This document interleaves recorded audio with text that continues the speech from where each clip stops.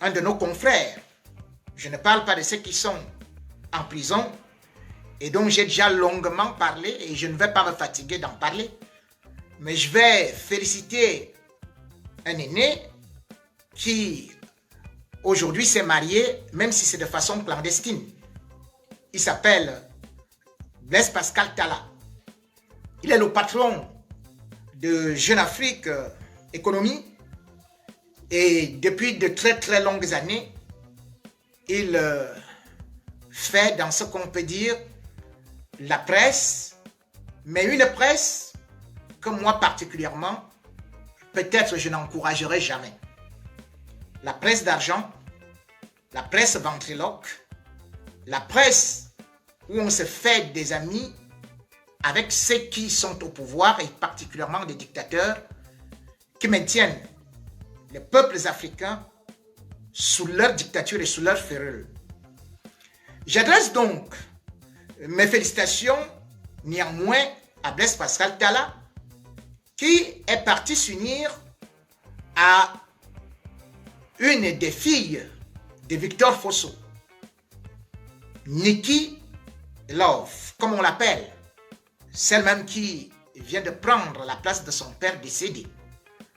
Seulement, ce mariage que je ne voudrais pas commenter m'a beaucoup surpris parce que non seulement il arrive dans un contexte où les funérailles de Feu Fosso Victor ne se sont pas encore tenues, sont plutôt programmées pour le prochain mois et également aussi en octobre, mais que ce mariage arrive de façon aussi précipitée et de façon clandestine puisque nul ne sait là où se tient la cérémonie. On a tout simplement aperçu le professeur Lazare Kaptué débarquer à Yaoundé. Puisqu'on attendait à Banjul, ce mariage ne s'est donc pas tenu là-bas, va certainement se tenir ou s'est tenu dans un endroit très sélectif avec des invités triés sur le volet à Banjul. À Yaoundé, voulais-je dire. Ce mariage également, comme je le dis, c'est un mariage extraordinaire qui arrive dans la mesure où, nous le savons tous, Blaise Pascal Talla a combattu terriblement la famille Fosso, et particulièrement Victor Fosso. Mais au soir de sa vie, on a vu Blaise Pascal Talla revenir, faire semblant comme s'il était le pilier de cette famille. Les vautours arrivent toujours quand le gibier est déjà presque mort. Blaise Pascal Talla qui a toujours le flair, qui sent là il y a du bon, est donc arrivé et aujourd'hui épouse la fille de Fosso.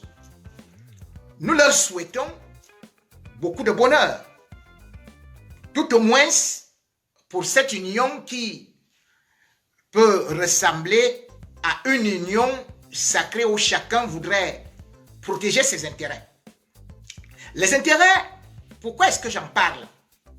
Parce que la famille Fosso est encore divisée par rapport à ce qui s'est passé pour la mort de ce grand homme qui a incarné le dynamisme des affaires, qui a incarné une certaine façon de self-made man, qui a incarné une réussite, mais qui, par la suite, est mort comme un orphelin.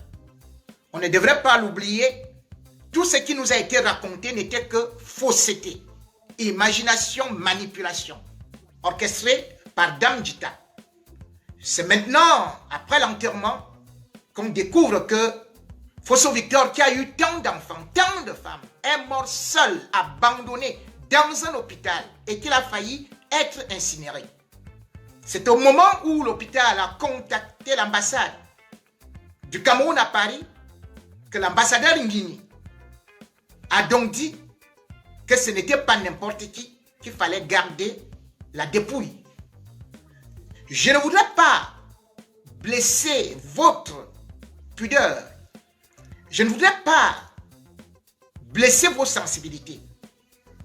Mais lorsqu'on voit les dernières vidéos, la négligence avec laquelle Monsieur Fosso, milliardaire de son État, a été victime. Lorsqu'on voit comment est-ce qu'on lui a arraché le portable Dame Ndjita pour se balader avec, parce qu'elle avait déjà d'autres intérêts, on s'est dit, franchement, l'homme, parfois, ne sait pas qui peut le tuer. Ton propre enfant peut être ton ennemi. Qu'à cela ne tienne. Ce mariage, donc, comme je le disais, aujourd'hui arrive au moment où, bien sûr, il y a un procès qui doit aussi se tenir au niveau du tribunal de Bafoussam.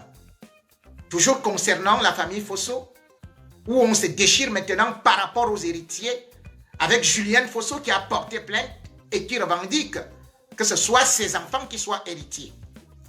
On n'en a pas fini de parler que, voilà, M. Blaise Pascal Talla, qui lui aussi s'amène dans la famille. M.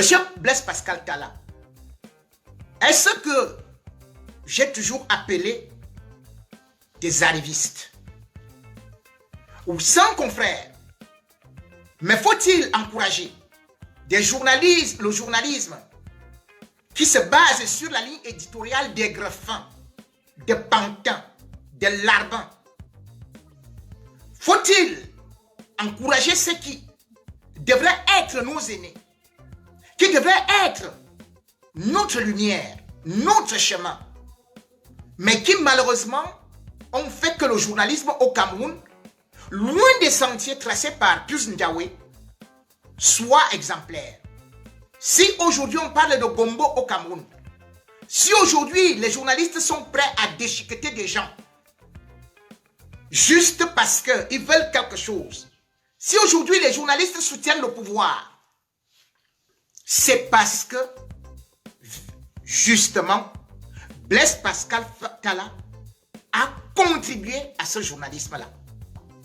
Je devrais quand même dire que lorsqu'il prend Jeune Afrique Économie, qui lui a été cédé par Rachid Ben Yamen, eh bien, il va devenir l'ami de tous les dictateurs africains. Il va faire des publi-reportages. Il va faire des déclarations mensongères. Il va faire ce que l'on appelle la propagande, qui n'est pas digne de son nom. Je n'oublierai jamais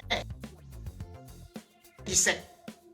Lorsque M. Titu Sédoua, le gouvernement, décide de se lancer dans la présidence de la République comme candidat, alors Paul Biya va appeler celui-là qu'on appelle Blaise Pascal Talla. On va lui verser des centaines de millions, voire des milliards à la présidence de la République pour saccager, pour détruire l'image de cet homme qu'on appelle le professeur Titu Sédoua. Il a inventé des histoires en faisant croire que Titu Sédoua avait lui seul pillé au moins une dizaine de sociétés camerounaises. Après avoir vérifié, recoupé ces informations, on a constaté que jamais Titu Sédoua, que je ne peux pas qualifier comme étant un saint, ne n'était pas impliqué. Lorsqu'on a constaté, encore une fois de plus, que le même Talla, qui avait déjà permis à salir l'image de Titu Sédoua, a eu non seulement à prendre de l'argent dans les caisses de l'État, mais surtout, carrément, il a porté la tenue du RDPC. Il est donc devenu militant du RDPC. Entre-temps, en 2000, il a fui la Guinée équatoriale.